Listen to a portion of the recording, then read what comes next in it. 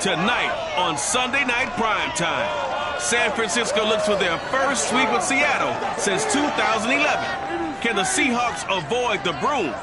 We'll find out next on EA Sports.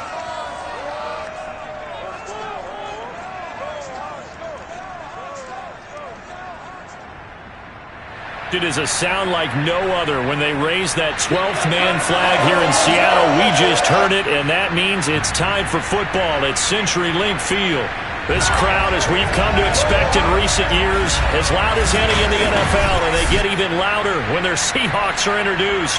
We're ready for football as the Seahawks get set to do battle with the San Francisco 49ers. With Charles Davis, as always, I'm Brandon Gaudin. Charles, you talk about storylines in this one. I think it begins and ends with our two quarterbacks, certainly two of the best in the business. And nowadays, I don't think you can get by for long periods of time without a top-flight quarterback. The way the game is played.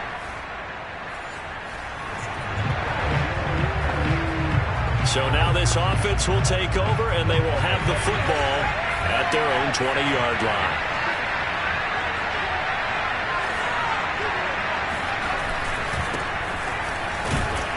Running on first down is Mostert, but he can only manage a yard, and that's about it before he's tackled. These are his numbers from last week's contest. And Charles, how do you think he ran the football? I thought he definitely had his moments. I did think that they could have utilized him a little bit better, and I'm definitely going to keep an eye on him to see how they're going to use him this week. Flush to his... Oh, he's hitting. Lost the football. Put it on the carpet. And the Seahawks have picked it up. And his guys will take over at the 30-yard line. The 49er offense set to get this drive underway. And last time they coughed it up, led to a field goal. They're fortunate that it only led to a field goal, but still, they're not happy about it.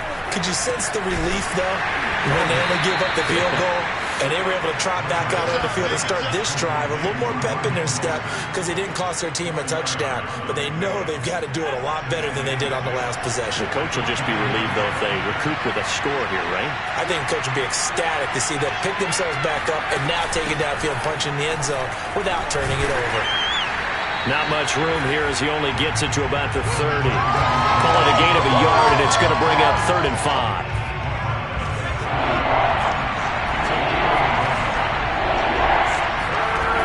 Operating from the gun, Marshall.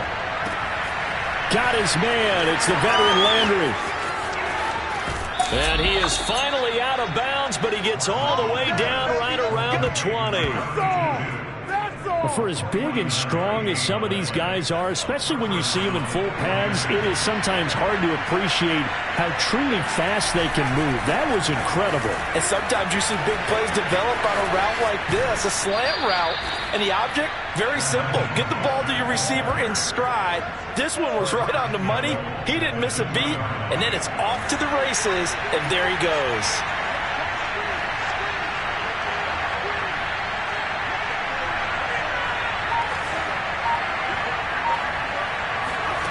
From the gun, Marshall.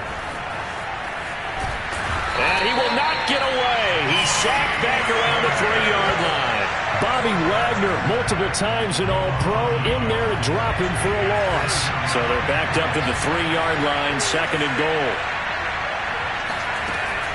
Looking to throw, Marshall. Oh, the pressure too great, and he goes down once more. There for the sack, B.J. Hill. 2 straight sacks have him backed up now for a 3rd and goal. Operating from the gun, Marshall. And looking for Kittle, but it's intercepted. Picked up by the linebacker, Bobby Wagner. And he will bring this all the way up to the 30-yard line. That pick hurts a little extra because it was 3rd down. You were all